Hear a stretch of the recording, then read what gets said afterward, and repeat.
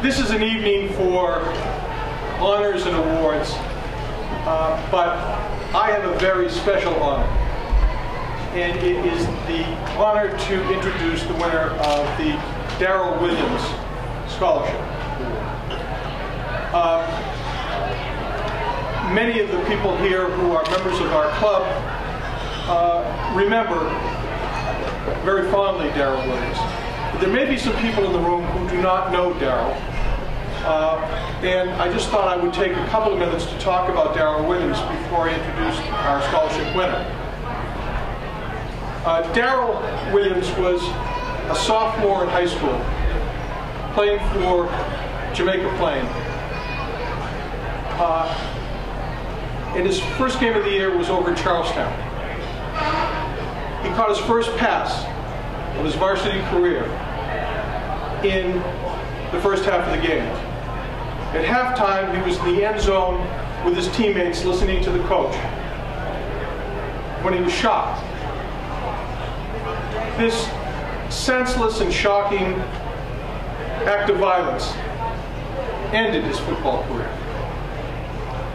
He was rendered a quadriplegic by the injury. And it ended for Darrell his football career. It meant he was never going to catch another pass. He was never going to get to be captain of his team. Never going to be able to set any records.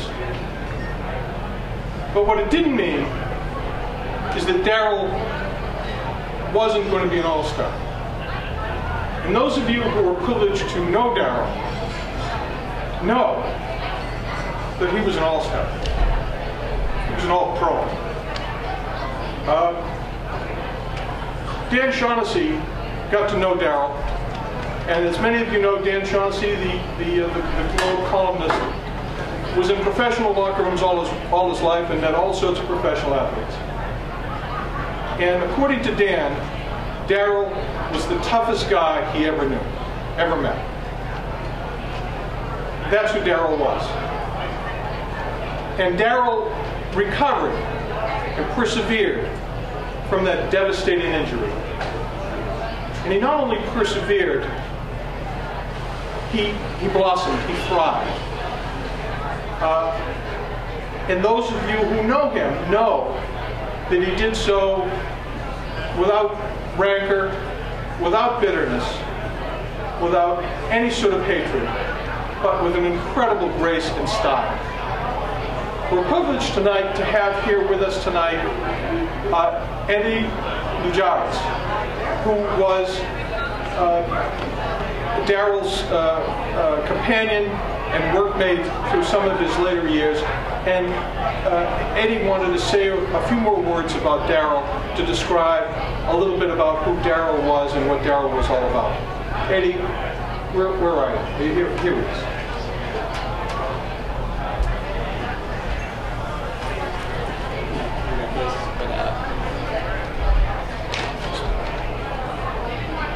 Good evening. My name is Eddie Lujaris, a good friend of Darrell Williams. This is the first time I stand by myself in front of a crowd like this.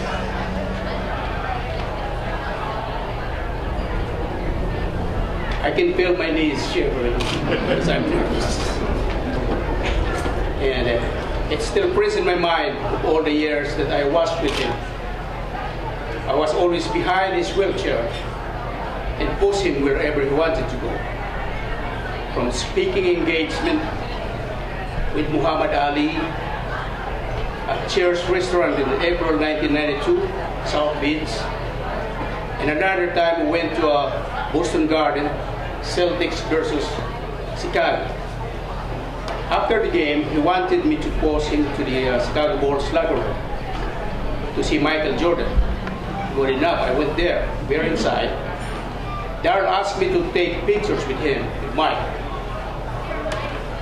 After I took pictures with him, I wondered to myself if I could have a picture. I was so excited. So Darrell, I wondered to myself if I could have a picture, and I was so excited. So I said to Darrell, yo, can you take a picture for me also? And Michael Jordan heard me and he giggled and laughed. He asked his friend to take our pictures. But we didn't have digital cameras back then. It was roll film and it was exposed. And one speaking engagement that I was especially remembered, Darryl spoke at Hyde Park High School. He instructed me to pose him in the middle of the stage and not to leave him. He wasn't aware that the microphone was already attached to his collar. Every time he said something, everybody heard what he was saying, not to leave. And he wanted me to stay behind him. But the problem was, I'd been standing for too long. So I waited until the audience laughed at Darryl's story. And I ducked quickly behind him. After he finished his speech, he said, "Okay, Eddie, I'm done." He looked behind, left and right, and said, "Where are you?"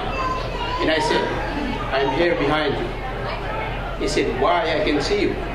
And I said, "Because I'm shy, and I am the complete opposite of you. You like to talk, and I like to hide."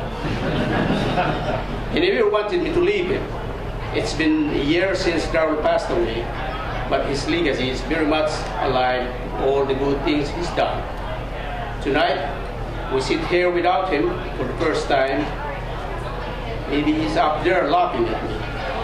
He always told me that one day you are going to talk in front of other people and you will learn. All you have to do is just speak from your heart. Thank you and good night.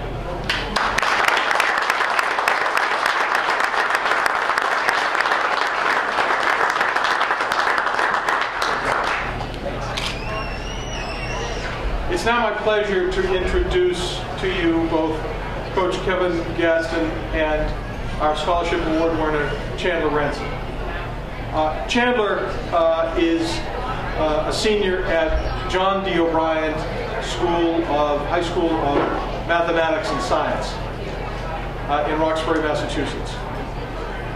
He was the captain of his team, he was the MVP of his team, and he was an All-City, All-League, All-Star. He also runs track, and next year he will be attending Curry College, where I know he will have continued success. He's a great guy who not only excels on the football team, but he's also a guy that's a great guy in his community. We were introduced to Chandler through one of Coach Gadsden's assistant coaches who works during the day across the city of Boston with students at all of the high schools in the city of Boston. And Coach Casey, the assistant, told me and assured me that this guy was the best guy in the entire city of Boston system. And I don't know what more I can say. Coach Gadsden, let me introduce you and ask you to say a few words. Thank you. First, I would like to thank 33 Touchdown Club.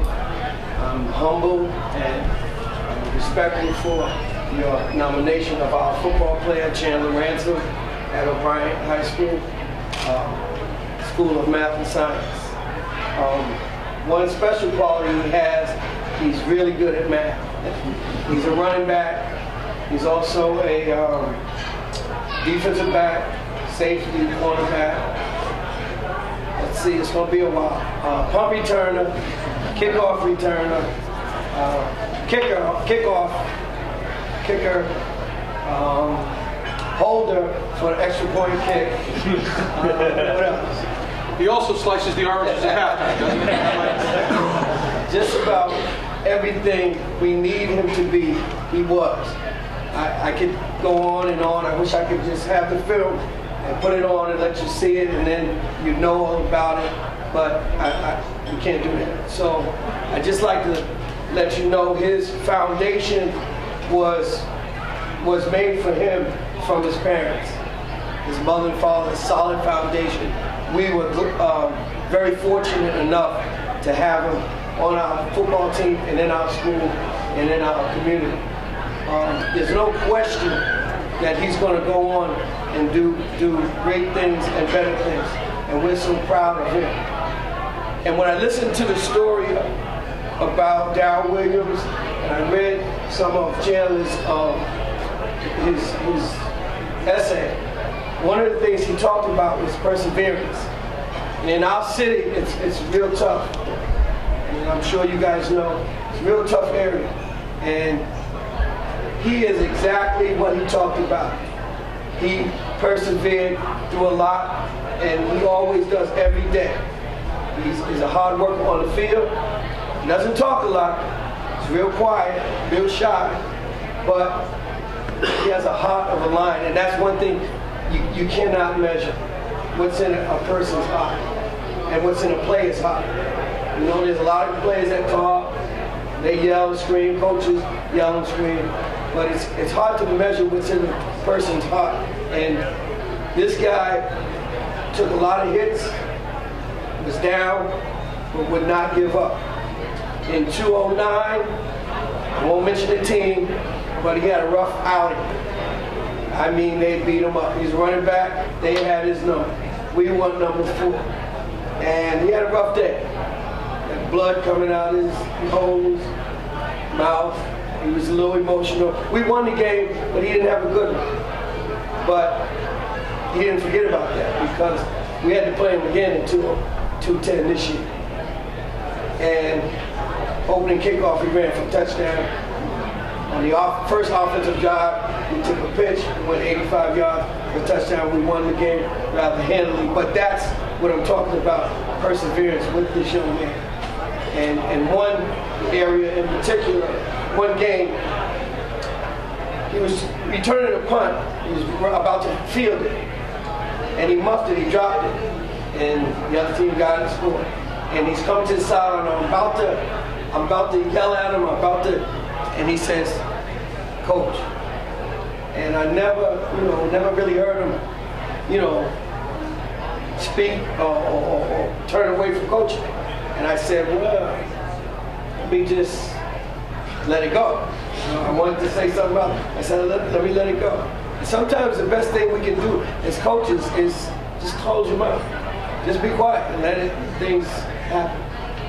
And then the very next time they kicked off to us, we caught the ball and returned it 100-something yards for a touchdown. So I learned a very good lesson from him, to persevere and not give up, and to not always jump in the middle of something and let him figure it out.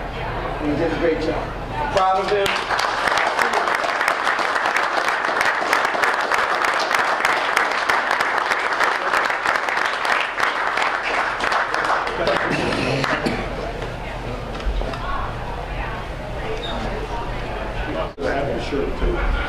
Have a great night. Thanks, everybody. Thank you.